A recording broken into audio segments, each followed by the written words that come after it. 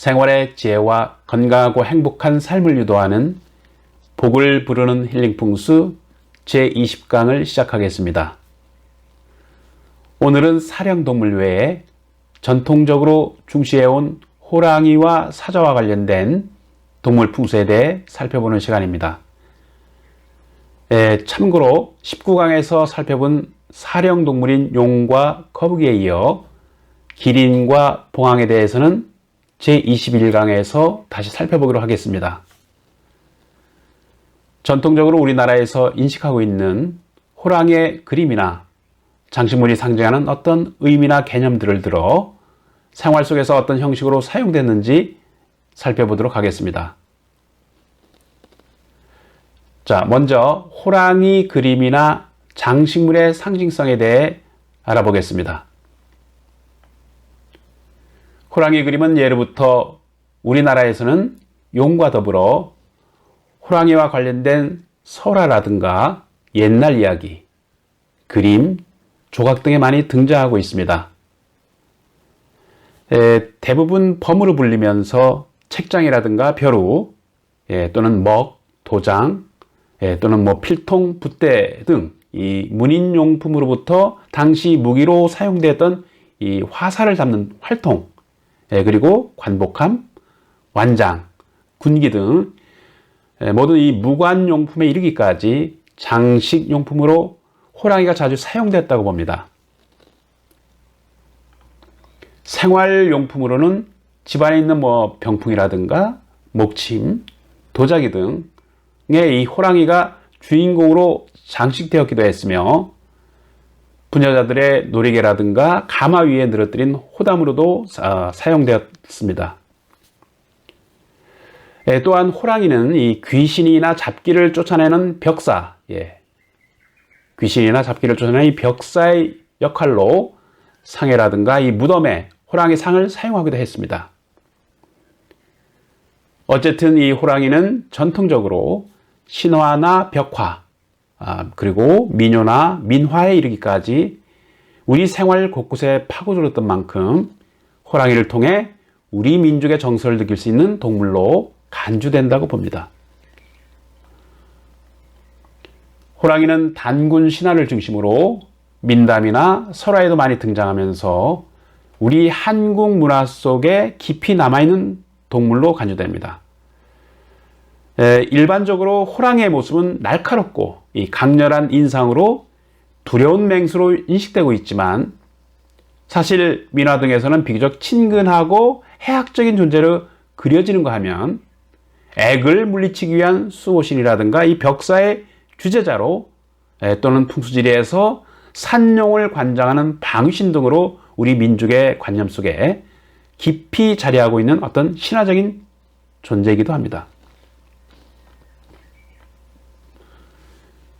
단군 신화나 삼국사기 신라본기에도 기록을 남기고 있는 만큼 이 호랑이와 호랑이는 우리 민족의 어떤 정서에 매우 상서로운 징조로 받아들여졌다고 봅니다. 그리고 또한 이 호랑이는 민속이나 무속에서도 산군, 산신령, 산군자, 산중영웅 등으로 이 다양한 호칭으로 미화되면서 호랑이에게 도당제를 올렸다는 등의 기록도 보입니다. 사찰의 산신각이라든가 이 10만위의 제례 대상으로도 이 삼은 만큼 어떤 신적인 권위로 인식되기도 했다는 것이죠. 자, 호랑이의 풍수적 상징성에 대해 살펴보도록 하겠습니다.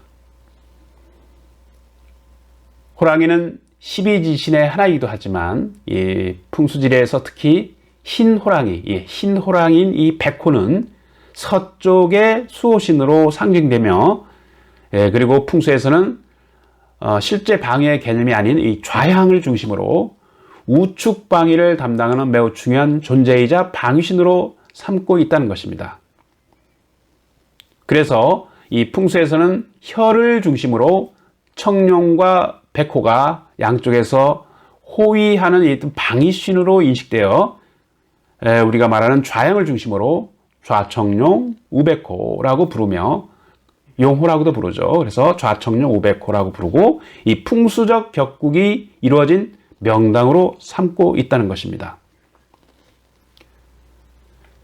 이와는 더불어 전통적으로 매년 정초에는 궁정이라든가 민가에서는 부적의 의미와도 상통하는 어떤 벽사적 기능인 이 세화로서 호랑이 그림을 대문에 붙였는데, 글자는 호랑이가 삼재를 쫓아낸다는 기원으로 호축 삼재 또는 용과 호랑이는 이 5가지 복을 안겨준다. 그래서 그런 의미로 용호 오복이라는 이 방문을 써 붙여서 이 귀신과 액을 쫓고 집안에 좋은 기운을 유도하고 오복을 빌기도 했다고 합니다.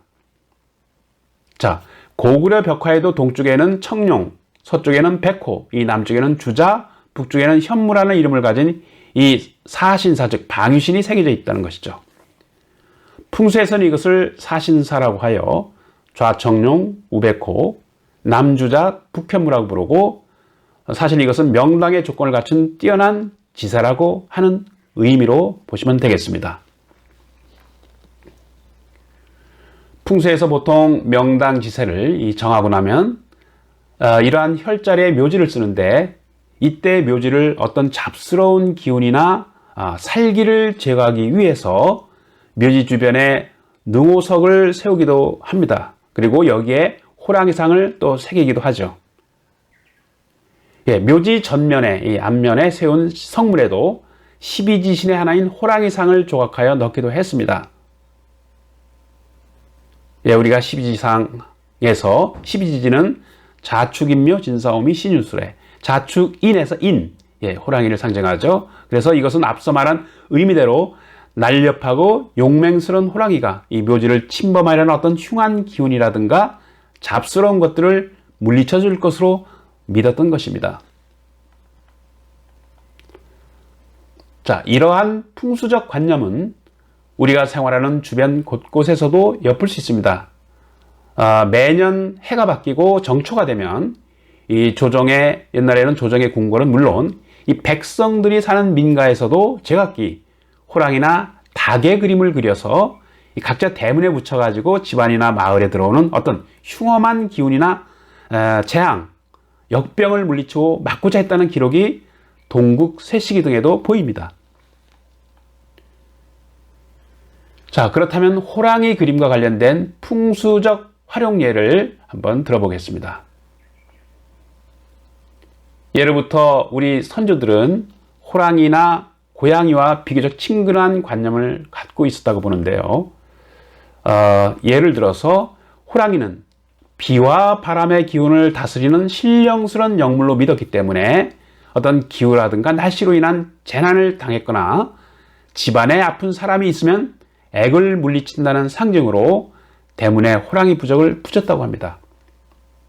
또 이 도둑의 침입이라든가 어떤 예기치 않았던 불의의 사고를 방지하는 액막이용으로도 어떤 액막이용으로 일에 관련된 업무 부서에 설치되기도 했다고 봅니다.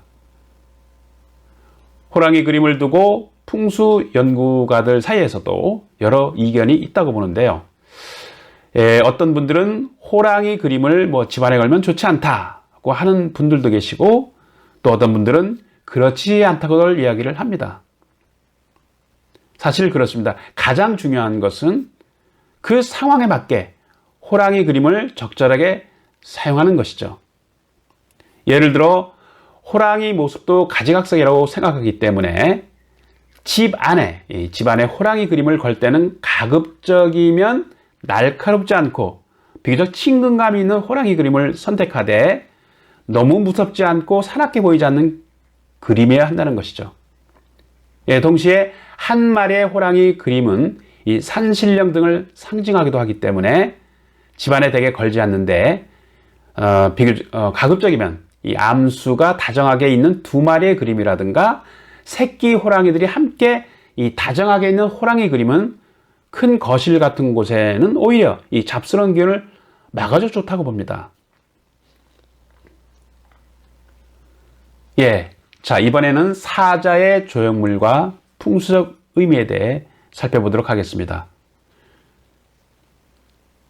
사자는 이 사령에 속하는 동물은 아닙니다만 그림이나 사진 또는 어떤 장식품 중에 우리가 쉽게 접할 수 있는 동물로 보통 사자의 조형물도 많이 보곤 합니다.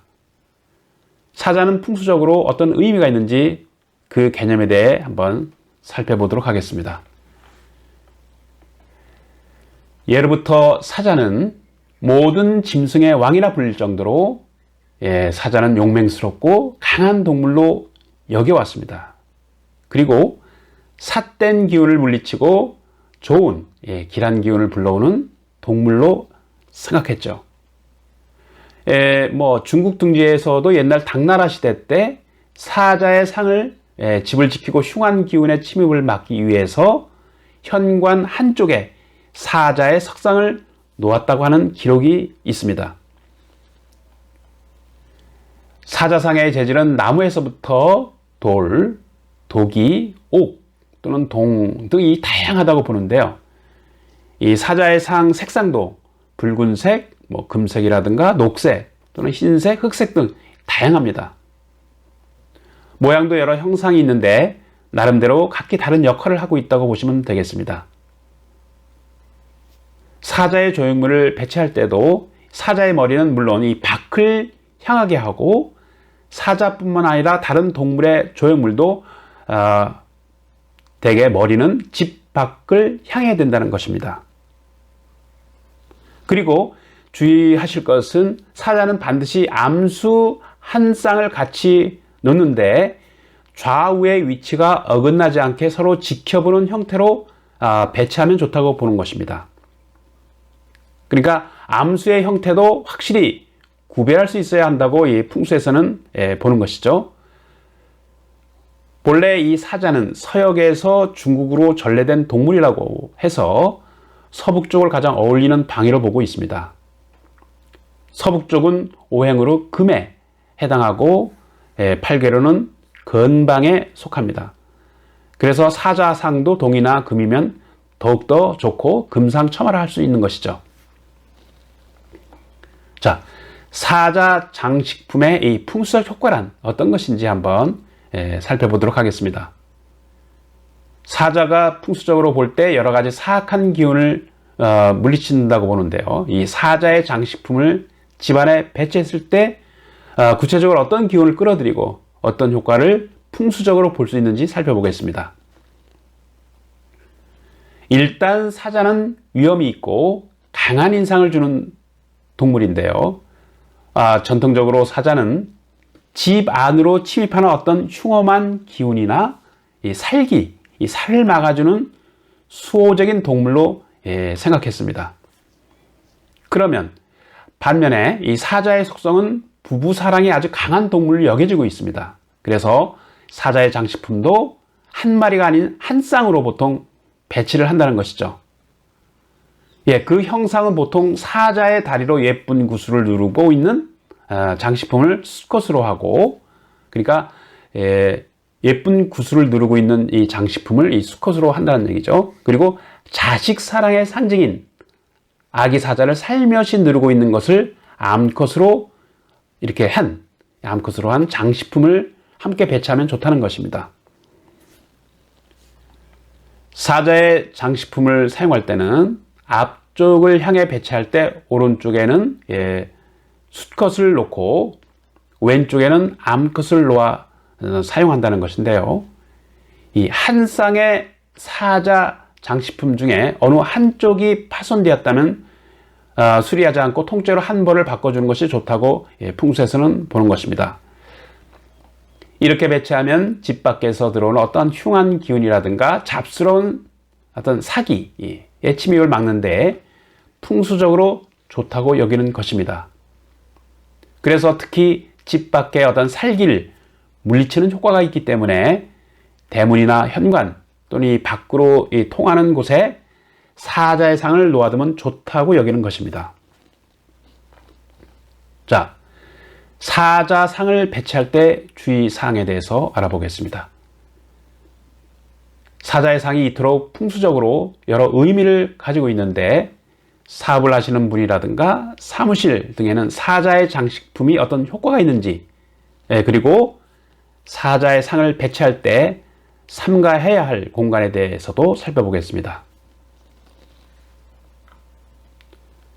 사업을 하시는 분들에게 풍수적으로 행운과 복력을 끌어들인다고 보는 이 사자의 상은 특히 돈과 많은 연관이 있다고 봅니다. 그래서 사업운과 재물운을 불러들이는데 아주 효과가 크다고 보는 것입니다.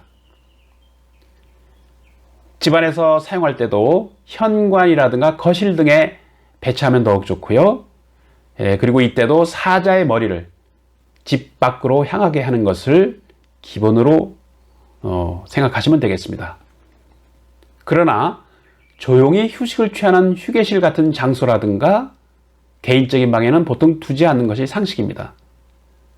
사자는 뭐니 해도 이 카리스마를 지니고 또 힘이 강하기 때문에 큰 사업장이라든가 점포 또는 사무실이라든가 현관에는 더욱더 좋다고 보는 것입니다. 오늘 복을 부르는 힐링 풍수 제20강은 여기에서 마무리하도록 하겠습니다. 소중한 시간 경청해 주셔서 감사합니다. 저는 제21강에서 다시 뵙도록 하겠습니다. 행복한 시간 되십시오.